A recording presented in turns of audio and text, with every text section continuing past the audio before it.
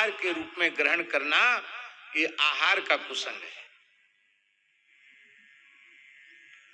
आहार शुद्धि इतने में आ गई कि हम भगवत प्रसाद ही लेंगे, अनिवेदित वस्तु नहीं लेंगे।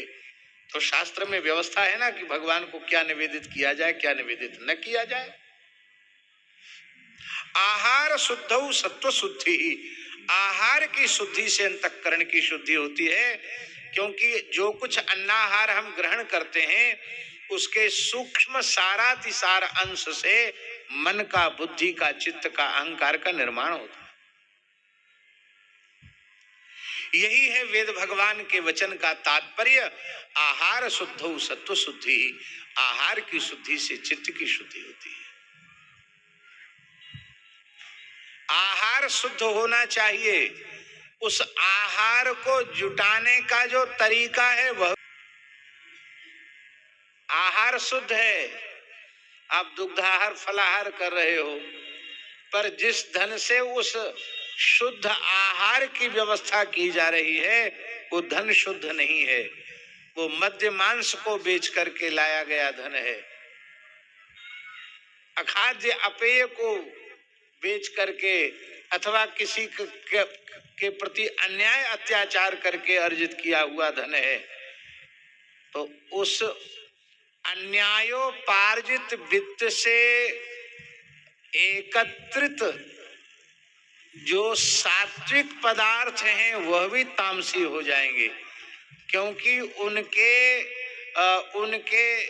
उनके आहार की व्यवस्था के जुटाने का जो प्रकार है वो अशुद्ध है। इसलिए शुद्ध भी अशुद्ध हो जाए।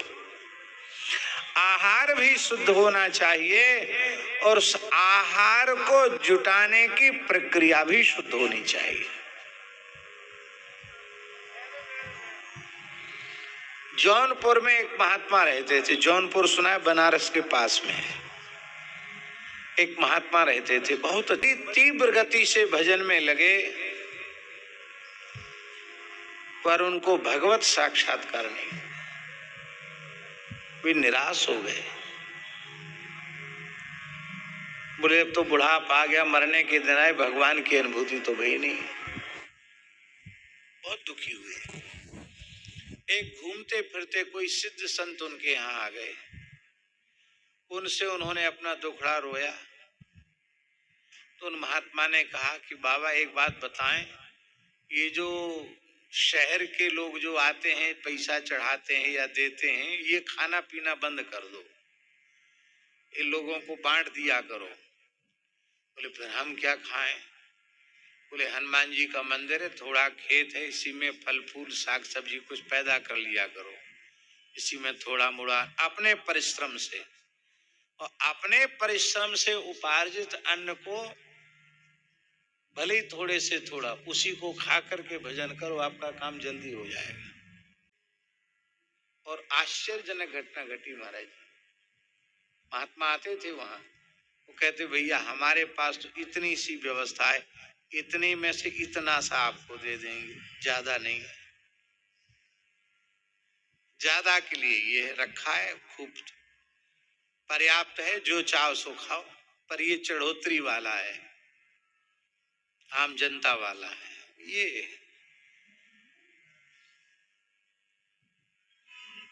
अपने परिश्रम करके खेती करते स्वयं, उससे उपार्जित धन। और उन आप लोगों ने रमण रीति का दर्शन किया है? कहाँ? गोकुल रमण रीति, जहां वर्तमान में परम पूज्य श्री रमण रीति वाले महाराज जी, कार्ष्णी पीठाधीश्वर श्री महाराज जी जहां विराज रहे हैं, जो हमारे ब्रज की शोभा है।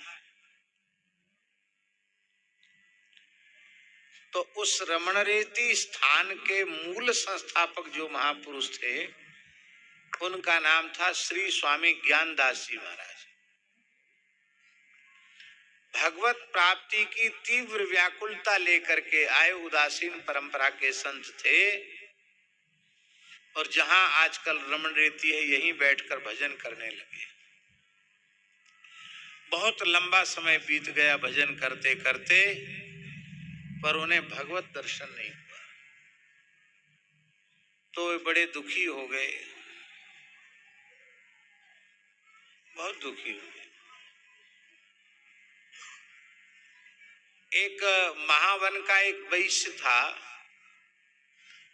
वो उनको लालटेन में थोड़ा तेल देता था।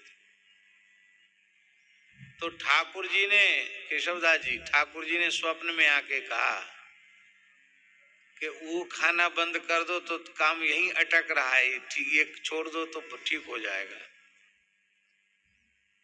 जो एक व्यक्ति का अन्न खा रहे हो छोड़ दो। वो आयो, रोज रोज नहीं आता था, कभी कभार आता था वो। तो उन्होंने हाथ जोड़ के कहा, भैया आपकी सेवा हो गई, हम बड़े प्रसन्न हैं, आपने बहुत लंबे समय तक हमको आटा, आलू और केरोसिन का तेल दिया, अब हमको जरूरत नहीं है, आप रहे। मना कर दी, बहुत आग्रह पूर्वक मना किया। अब आहार तो बंद हो गया, मधुकरी करने जाए नहीं, और जो आहार की व्यवस्था थी तो बंद हो गई। ब्रजवासी भैया बुरो मत मानियो, साधुन की एक कहावत है, और बिन मांगे देता नहीं। क्या? ब्रजवासी समदाता नहीं, और बिन मांगे देता नहीं।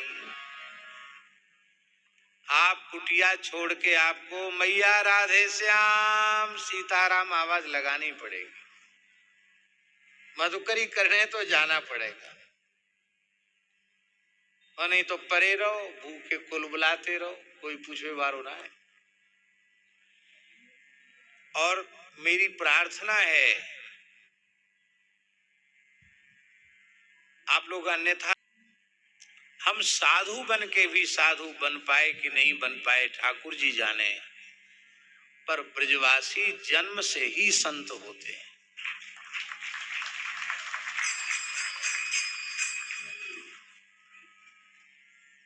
ठाकुर जी के प्रति सहज जो आत्मीयता है जो ब्रजवासी में होती है, ये यहाँ की रज की महिमा है। संतों के प्रति जैसी प्रीति ब्रजवंसार में कहीं नहीं है।